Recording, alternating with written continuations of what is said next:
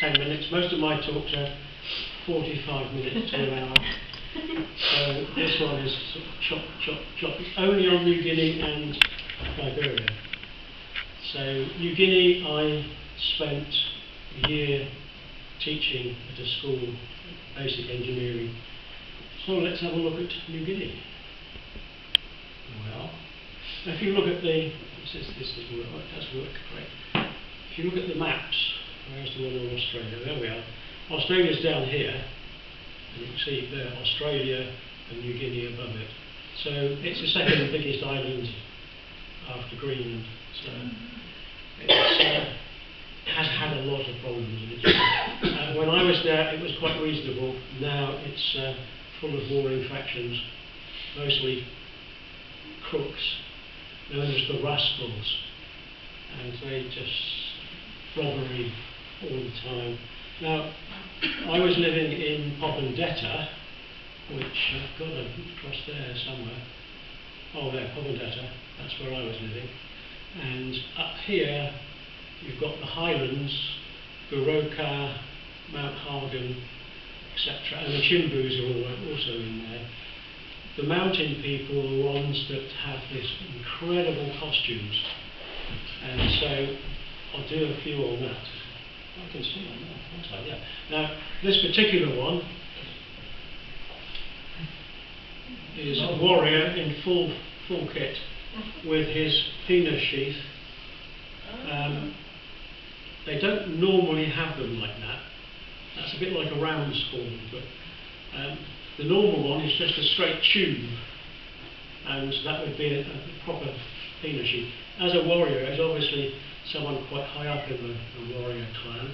He's from the mountains, probably Mount Hagen, and he's on his way to what's called a Sing Sing, which is a festival where they give away pigs, because pigs are wealth, and they give them away at the Sing Sing. That's a Willis Jeep, Second World War Willis Jeep, loads of them in the bush, deserted by the American troops. The school, the lads would go out, bring all the bits in, and then they would rebuild these Jeeps. And like that one, they're having to push it to get to jump start on it because it won't start. But it was great because we had quite a few of those. Well, this picture's lousy because it was taken on a black and white camera, and it was a very old camera. This is the top of Mount Hagen. Not Mount Hagen, God, Mount Lamington. Mount Lamington was a volcano, and it blew up in 1953 and killed about 4,000 people. These are a bunch of scouts and me, and we climbed all the way up to the top of the volcano, and we were in and out of the crevices with all the sulphur and other stuff coming out as smoke. Because it blew up, it's not the sort of typical volcano with a round bit and a crater. It's just a pile of broken rock and full of this sort of steam coming out. The other thing that's weird is that on top of this mountain there were birds. I couldn't tell whether they were swifts or swallows, but they were flying in and out of the steam. And I don't know what they were looking for, whether they were getting parasites or something, or whether they were picking something else up, like sulphur from the smoke. Right, we're moving on to good old Africa. Now, Africa Monrovia is the capital of Liberia. Sierra Leone is just north, the Ivory Coast is just on the south side. It's very difficult, Africa. It's nothing like here. You have to learn a completely different way of living if you're in Africa. The reason that Monrovia is actually the capital of Liberia is because of President Monroe in the States. He realised very quickly that now that they were freeing the slaves, it would be a big power base in America. And so he arranged for ships to take them back to Africa. And they were shipped into Sierra Leone and Liberia. So that was how he dealt with the situation, which was well before Abraham Lincoln got involved. And the other problem they've had, I mean, these were slaves being shipped into Liberia. There were, of course, indigenous people living in Liberia. And so these Americans pushed them inland. And the worst part was that the Americans decided that they were going to enslave the locals and have them as slaves. And they were slaves, and so they enslaved somebody else. I mean, it's just crazy. Now, this is why you can't get anywhere. It really is bad news.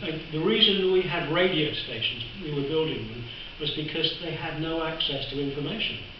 And so with radios they could have local language, English, and latest news from Monrovia, you know, via the radios. But that is just typical of why you can't get about, and that's in the dry season. In the wet season you just cannot get through. This is Monrovia, the city. Now, it's quite important, some of the bits on here. That is the football ground. Very important. Most of the bars in Monrovia and the rest of Liberia have televisions, and they're all tuned to Premier League. And they're watching the Premier League virtually every day. And the first thing that I got when I arrived was, who do you support? I said, nobody, I don't follow football. What? You're English and you don't follow football? So, yes, I was starting off not very well. This is the graveyard. The reason why it's so white is because every year on Memorial Day they paint them white and put the names back in. Let's see, that's the military, it's empty now, it's all gone. That's the President's house, the Mansion House. That's the government, and the police are there. My house was, oh God, yeah, that's where my house was, just there. Now, we have a beautiful beach running down there. And this is the Atlantic Ocean, and it's warm, the water.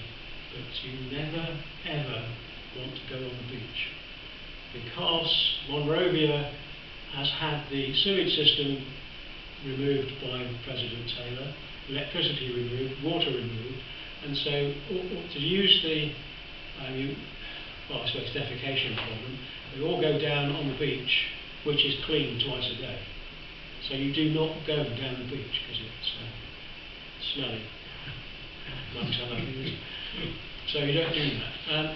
This is the ambassador place, the American ambassador, and that is the EU. And the city itself, lots and lots of houses with rusty roofs because they can't afford to put them right. Some buildings badly looted, and when I say looted, I mean they've taken the roof, the windows, the doors, you name it, it's been taken away, just leaving the concrete shell. Right. When they had the battle in the city, the Liberian troops are very similar to the Americans. They just spray bullets. Doesn't matter what they're shooting at. They don't have targets. It's just spray bullets. And this was in Broad Street. As you can see, it's a carpet of used shells all the way up the street. Incredible the number of rounds they wasted just doing that.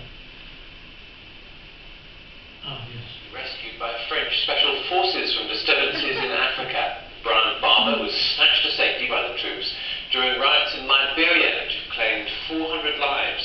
Annie Bowles reports.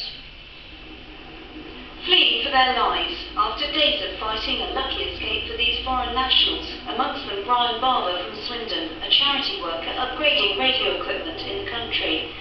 He was one of 500 people forced out of Liberia, many of them charity aid workers trying to help the riot-torn country achieve peace. Finally, after 3 nights of being virtual prisoners, the French special forces came to the rescue. A makeshift landing pad was cleared near the coast, and then the evacuation began. French military guy, Francois, said, no, all EU staff out now, you're the important ones, get on that plane. And I said, no, we're supposed to be looking at getting people out of here. He said, no, you're EU, get on that helicopter and go. And so suddenly it was grab your bag and go. It took all day for foreign aid workers to be flown out to a waiting French naval vessel, where all the civilians nationalities were on board, all fleeing the war-torn country. Finally, last night, Brian made it home to Swindon, but he's determined to get back and continue his work. They haven't looted our offices, and they're working to a restricted plan, but they are working, and they want me back, and I'm going to go back as soon as possible. This is the worst fighting Liberia has seen for a decade and a half. What Brian wants to do is to get back to help the thousands of people who are left struggling to survive. Ali Bowles, BBC Points West. One of the things about the battle is that they have some very odd ideas. About generals, for instance, was a General Peanut, a General Mosquito, and a General Butt Naked. He used to go into battle stark naked. When you're rushing across the open fields and things, I'm sure you get stabbed by various bits and pieces of foliage. So the other thing about it is they had this belief that there was a bullet with their name on it. You know, that was very important. That bullet didn't get a chance. So they all dressed up in women's gear and wigs, so the bullet wouldn't recognise them. So, never mind. These are the radio stations in Liberia that we built. Quite a few of them, 26 I think it was. And it was very hard work. This is a studio. The studio is typical of radio studios in Liberia. Absolute rubbish. I don't know how they managed to get it to work. If you look there, that is just two wires sticking in a power cord. Give up. This is what we built. Most important bit was the laptop. But the rest of the kit was all there. It had CD players, tapes, this mixing desk here. And it worked beautifully. You know, it did. It really was very good. This is Tawe. She's teaching these two people how to edit radio. Edit is so important that you can chop bits out or put bits in or move them around. You can get people saying the opposite. It's not difficult. I'm just doing, whoops, go back. No, I said back. Back. Right. This is quite important. I'm not going to do anything about those two. These are Red Cross. What they do is they go into the IDP camps, refugee camps, and photograph every child that's there without its parents. They then put the photographs on sheets and stick them up in all the villages so that parents looking for their children can go there and find their kids, which is absolutely brilliant. Two girls sleeping on pallets. They spend the night selling themselves because that's the only way they can get money for drugs. Two guys stoned out their brains. Really nice guys. I saw them quite a few times in the ghettos where they lived. Sometimes they were off the drugs, other times they were just stoned. Now, do you recognise this situation? It's just ridiculous. Baby is in its pocket and she's on her mobile. That's typical. And Mum's gone out to get some firewood and she's got one on her back, one on the back of the bike and one at the front of the bike, and a container full of stuff for food. You know, on a bike. That's amazing, isn't it? And oh yes, this is the children. I forgot about this one.